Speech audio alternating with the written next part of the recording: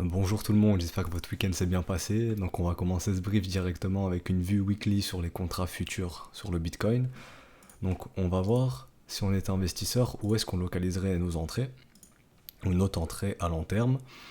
Euh, donc là comme vous voyez je viens de tracer un Fibo. Donc premièrement, première raison de localisation pour notre trade, la reload zone.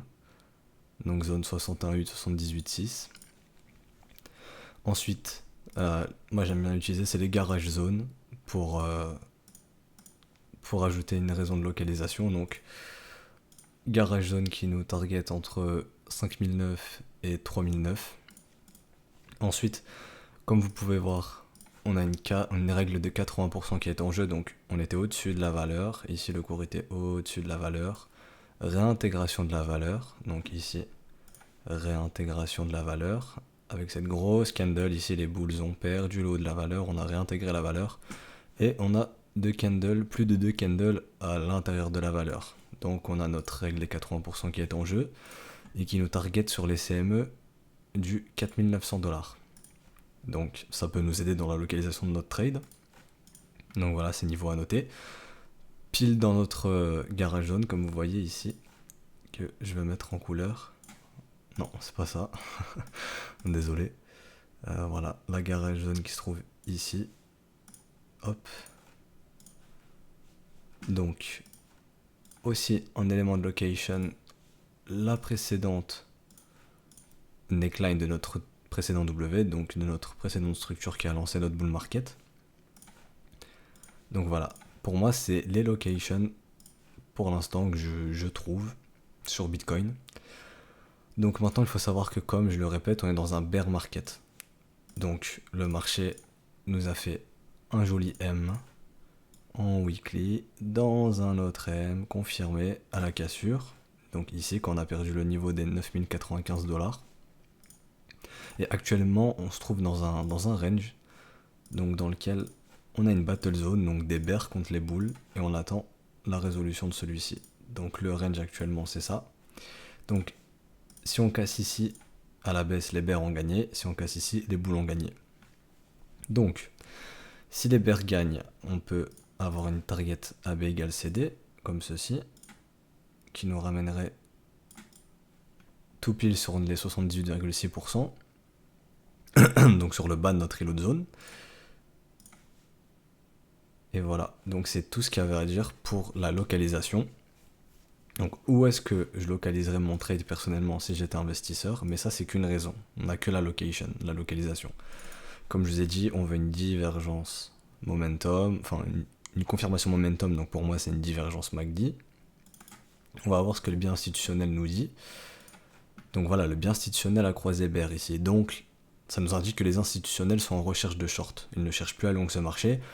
Donc on a perdu le first stop ici, le premier arrêt, donc les 38,2%. On a une structure, donc un M dans un M weekly, donc c'est bear. Le bien institutionnel est bear, donc jusqu'à preuve du contraire, désolé, ce marché est bear. Donc on cherche des shorts.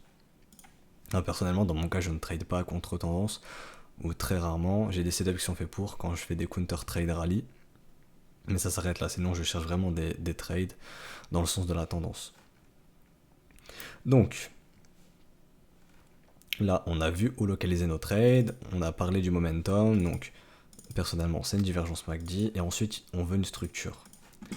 Donc, une structure, c'est quoi? Donc, ça peut être une pattern de candle, ça peut être un W, donc moi, dans mon cas, ce sera un W. Donc, par exemple, si on va investir, on veut voir ça, un beau W, et on rentre à la cassure de la neckline. Donc, on attend un pullback, hein, bien évidemment, ou vous pouvez rentrer sur cassure, ça dépend de vos plans. Moi, personnellement, j'attends le pullback. Des fois, vous l'avez pas. C'est assez frustrant, mais le prochain bus est dans 10 minutes, comme on dit, donc ça sert à rien de FOMO. Après, vous avez plusieurs possibilités de rentrer dans ce genre de trade. Par exemple, attendre un tag EMA 13 ou attendre un retour sur le first stop depuis votre W. Donc, c'est-à-dire que par exemple, si le marché fait ça, vous pouvez attendre tranquillement un retour sur les 38,2. Ça peut être joué aussi. Ça, c'est à vous de customiser votre plan et de faire ce qui est le mieux pour vous. Moi, je vous dis les possibilités, après, vous faites ce que vous voulez. Donc voilà, là actuellement on est dans ce petit range, donc on attend la résolution. Donc, comme vous pouvez le voir, lorsqu'on a eu la précédente structure de notre W, pardon je voulais pas faire ça, donc quand on a eu la structure de notre précédent W, donc notre structure bullish qui nous annonçait un marché haussier, et ben on a eu la même conso. On a eu une bataille, donc une battle zone bull vs bear, donc qui était ici, je vais zoomer, qui était ici, et qui s'est résolu par une sortie bullish. Donc ça a duré 1, 2, 3, 4 semaines. Donc au bout de la 4e semaine, on a eu la résolution. Ben, on peut faire pareil là, on peut encore rester dans cette zone pendant encore 1 semaine, 2 semaines, et hop, la résolution qui sera soit baissière ou haussière. Donc ça pour l'instant, impossible de savoir, hein. Je préfère vous le dire. Bon, vu que le marché est bear, les probabilités sont sont en faveur d'une sortie baissière quand même.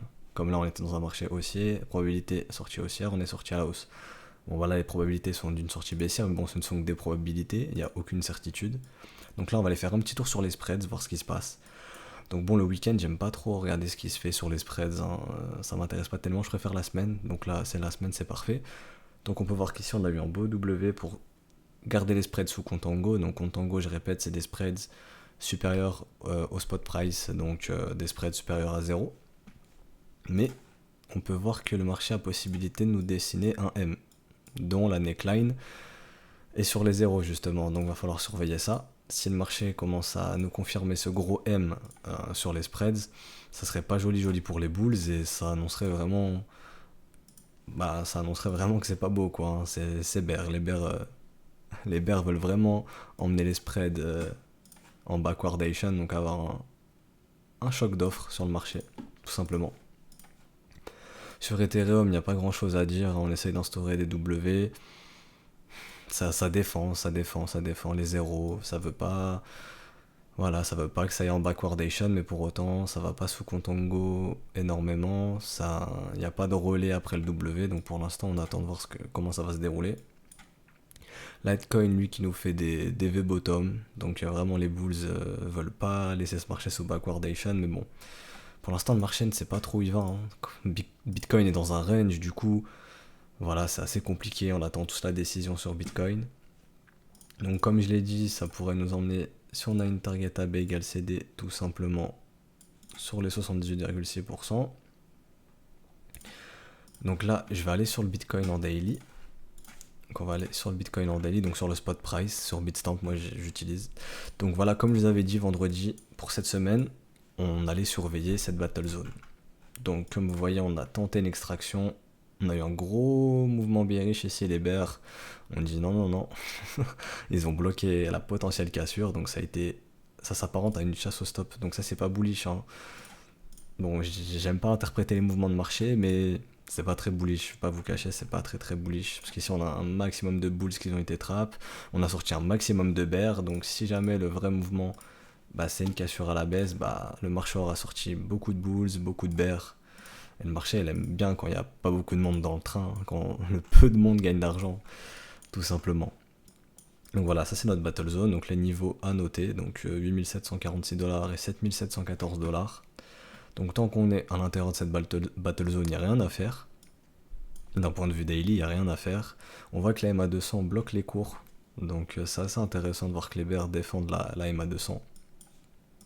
En cas de résolution bullish, comme je vous ai dit, on attendra de voir ce qui se passe sur le first stop et ensuite ce qui se passe en reload zone. Donc reload zone, comme je vous ai dit, divergence momentum, donc sur MACD, et ensuite la structure, un joli M, et hop, on a notre trade.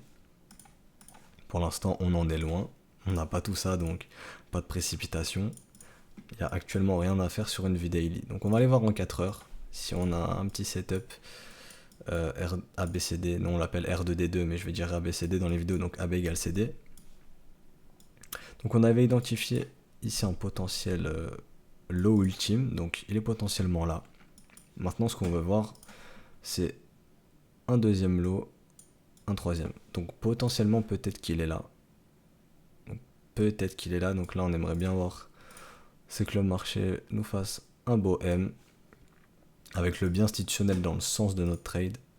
Donc non, pas la kill zone, le bien institutionnel. Voilà. Hop. Donc actuellement le bien institutionnel est bear, donc on aimerait bien voir ici potentiellement un M sur les 0,25. Donc ça ferait 1 lot, 2 lots, 3 lots. Et on rentrerait proche des 0,25, donc sur la confirmation du M, donc sur la neckline ici. Et qui nous targeterait ce mouvement à 6155$ en target max. Donc je répète, ici c'est votre stop à break-even, ici le trailing stop, donc votre stop qui bouge, et ici votre TP max, donc AB égale CD tout simplement. Donc je pense qu'il y avait juste ça à dire pour le Bitcoin pour aujourd'hui. Hein. Je vois pas ce qu'on pourrait dire de plus. On va tracer notre reload zone actuelle. Voilà, donc qui correspond à 8120, 7955$. Donc si jamais on voit les bulls ici qui se défendent, qui arrivent à instaurer des W, on va surveiller ça, ce serait pas mal. Encore mieux si on a des divergences.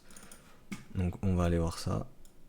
Voilà, il y aurait possibilité d'aller faire une divergence tant qu'on buste pas ici ce low sur MACD. Donc potentiellement aussi un trade bull à surveiller, hein. Donc un smiling setup. Voilà, donc je pense que c'était tout ce qu'il y avait à dire pour le Bitcoin. On va aller voir un peu ce qui se passe sur Ethereum. Donc voilà, hein, chasse au stop, même sur Ethereum. Donc on va déplacer notre lot. Donc bon bah là, ce qu'on aimerait bien voir c'est deuxième lot, troisième lot, un beau M dans le sens, avec le bien institutionnel dans l'autre sens. Et voilà, un beau M sur les 0,25, ça serait parfait. Pour l'instant, on n'a pas tout ça. Donc il n'y a pas de trade. Pourquoi pas dire que nous avons nos trois higher, enfin lower high. Personnellement, je suis pas très fan, je préfère quand c'est assez symétrique. J'aimerais bien que ça fasse quelque chose comme ça, quoi. Là, ça me semble un peu précipité, donc on va attendre d'observer, de voir ce qui se passe. On va attendre un peu plus de développement pour ce trade. Donc il nous ramènerait 6 confirmations sur les 126$ pour Ethereum. On va aller voir sur Litecoin aussi. Donc lui, Litecoin n'a pas été bust son plus haut, il me semble, normalement. Donc c'est intéressant. Donc pareil, on attend, hein, un higher low, enfin un lower high, excusez-moi. Un troisième lower high avec une structure, donc idéalement un M. Et le bien institutionnel dans l'autre sens. Donc pour l'instant, c'est ce qu'on va surveiller cette semaine. Et je pense que ce sera tout pour aujourd'hui, hein. On a fait une grosse review quand même sur le Bitcoin Weekly. Vous savez ce qui attend Bitcoin en daily, hein. Donc c'est toujours dans notre range, la battle zone, on attend bien évidemment. On va aller refaire un petit tour sur le volume profile. Bon bah vous voyez, hein, il y a une grosse acceptation de la valeur ici, donc il y a des gens qui aiment faire du business ici, donc ça se bat pas mal. Et la résolution ici, bon bah donnera la direction. Il y aura un paquet de monde à liquider. Donc si c'est les bulls, bon bah on ira bust tous ceux qu'ils ont acheté ici. Puis si c'est les bears, on ira bust tous ceux qu'ils ont short ici tout simplement. Et tous ceux qu'ils ont trade aussi à l'intérieur, hein, bien évidemment. Je vous répète, il y a du travail à venir établir dans cette zone. Il y a du travail aussi à venir établir là. C'est pas dit qu'on va y aller encore une fois, mais c'est une bonne chose à noter. Voilà, c'est une bonne chose à noter. Donc voilà, on va s'arrêter pour aujourd'hui. C'était tout ce qu'il y avait à dire. Je vous souhaite une bonne journée et à demain pour le prochain Daily Brief. Allez, ciao tout le monde.